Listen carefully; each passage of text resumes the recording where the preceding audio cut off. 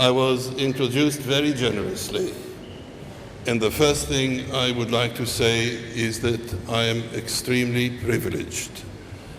The privileges that are ascribed to me are not all privileges that I earned. I earned my PhD through my efforts, for instance. But the apartheid system endowed me with privileges that are criminal. I'm of Jewish background, and the apartheid system in Israel distinguishes in law between Jew and non-Jew in the same way precisely as apartheid system in South Africa distinguished between white and non-white in law. So as a person privileged through criminal legal system, friends, my hand is in the water. Compared to my colleagues, compatriots, and fellow liberation movement fighters, freedom fighters, who have been sentenced under apartheid law for 10, 15, 20, 30, multiplied lifetime sentences for their role in liberating Palestine from Zionist apartheid, my hand is in the water. And I approach this gathering as much as I can with great humility. And all I can say is that my life has been guided by an understanding that the best thing that I can do with the privileges that were criminally endowed to me due to my skin, due to my family background, due to the fact that I'm a citizen of the apartheid system and citizen of apartheid Israel and a citizen of the United Kingdom, that the only decent thing that is an option available to me as a person of conscience is to apply these privileges in defense of those crippled by the criminality of the system. I've been trying to do that to the best of my ability, and as my introduction suggests, I have been recognized by my fellow freedom fighters as doing my duty, and it is nothing more and nothing less than doing my humanitarian duty.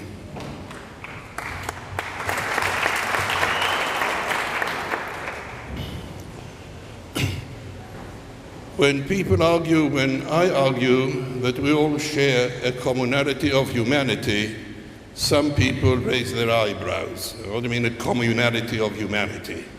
There's so much injustice around us, there's so much cruelty among us, there are so the classes of people who completely disregard the misery of the mass of the population around them.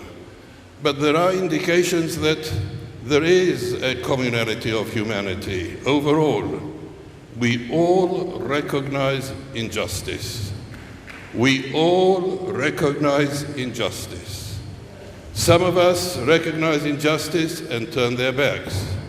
Some of us recognize injustice and refuse to turn their back, but cross the border, political border, social border, class border, confessional border, ethnic border, and join the struggle for liberation of the oppressed and the underdeveloped and the colonized. Inside the apartheid society of Israel, there is a margin, a very narrow margin, of people who are of Jewish background, who are Caucasian by ethnic definition, who are citizens of the apartheid system, and who refuse to turn their back when they see injustice. And indeed, as my friend and colleague Ram pointed out, it's this minority of people who played, to my understanding at least, a critical role in defense of the struggle for liberation. In the case of apartheid South Africa, it is those inside the white constituency who crossed the border, the moral border, political border, social border, sometimes the physical border, and joined the struggle for liberation led by the African National Congress and the leadership of the late President Nelson Mandela. That small minority played a significant role in defending the reputation, the integrity of this democratic struggle for national liberation from false allegation that the target of the liberation is not the dismantlement of the apartheid system, but the target is the white community, and that the victory of the African National Congress will result in a bloodshed and assassination in the streets. This didn't happen. And it didn't happen primarily because of the basic humanity of the mass of the oppressed, and in addition to that, the fact that people who broke away from the criminal values of apartheid in their body and in their position demonstrated that humanitarian possibility and non-racial possibility is physically and morally and politically possible. So in this regard, I stand before you and again repeat, please don't glorify my position relative to the thousands of political prisoners that are in Israeli jails, sentenced to decades of prison. My hand is in the water. The process of breaking away from apartheid is, at least in my case, has not been a revelation. It's been progressive and rather long. It extended over decades. I believe I fully realized the injustice and the cruelty and the ugliness of Israeli apartheid only in my 30s. And sometimes I wonder how that is possible. I was introduced as a person whose childhood environment was a locality of Kfar Shmaryahu. Today, Kfar Shmaryahu has developed into one of the most expensive real estate areas north of Tel Aviv.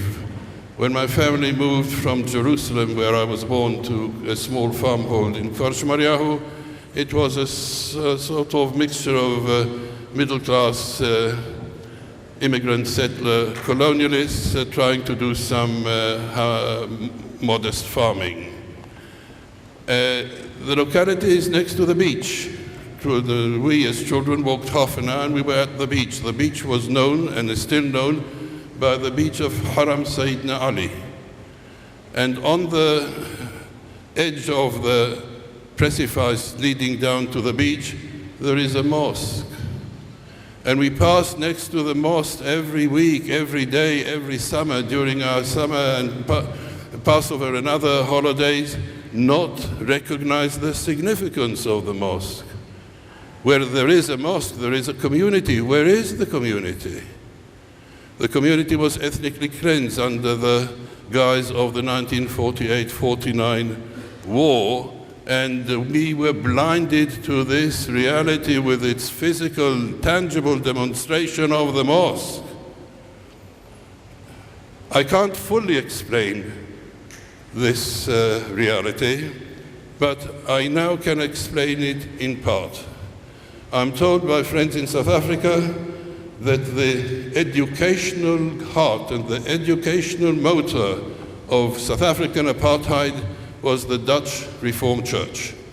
And the Dutch Reformed Church educated its constituents that in order to be a good Christian, one ought to be pro-apartheid, and commitment to anti-apartheid is identical to commitment to anti-Christ. I think one could only, I suppose that, I don't know whether commitment to Communist Party and communist values is worse than anti-Christ or less than anti-Christ, but it's sort of about the same status in the decades of apartheid. The same mechanism applies inside the mainstream of the Hebrew society in Israel. In order to be a good Jew, you must be pro-Zionist. Anti-Zionism and Zionism is identical to anti-Semitism, hatred of Jews because they are simply Jews. Both are criminal. Both are horrific. Both support perpetration of crimes against humanity and genocide because they dehumanize completely the oppressed masses, Palestinian Arab masses, in the case of Palestine, and quote-unquote non-white masses in the case of apartheid South Africa. And it's amazing how effective that kind of mechanism can be. Breaking away from that mechanism is available to a margin within the settler colonial society. And I repeat again, the greatness of this margin is that we apply our privileges, unearned privileges, criminal privileges, in defense of those crippled by the criminality of the system. I take the liberty to suggest an advice. Anybody among you or beyond this hall who is libeled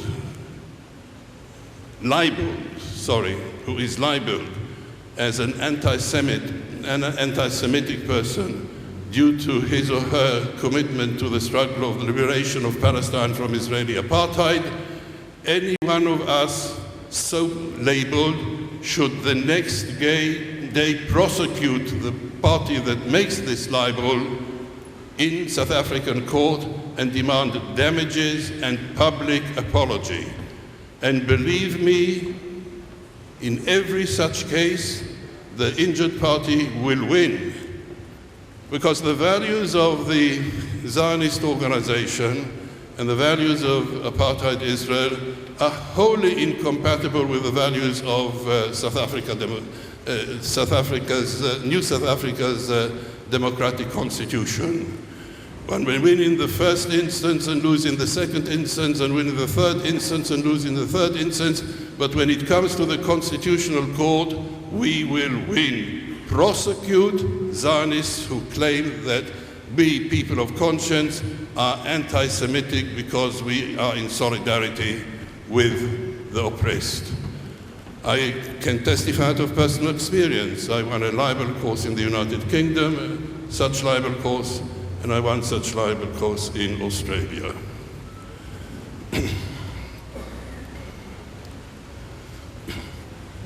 I'm overstaying my time, so I will conclude with a